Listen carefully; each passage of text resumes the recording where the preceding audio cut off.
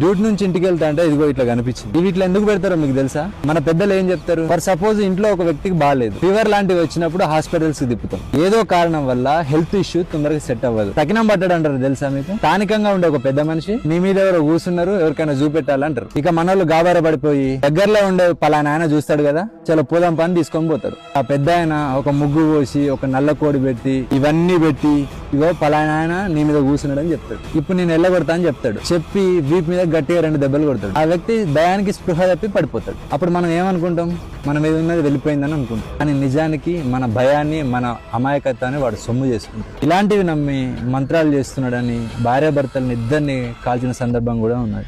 వీటిని ముట్టుకుంటే నిజంగా ఏమన్నా అవుతుందా? ఇది కొబ్బరికాయ, ఇందులో హెల్దీ ఫ్యాట్స్ ఉంటాయి, ఫైబర్ ఉంటుంది, డైజెషన్ కూడా మంచిది,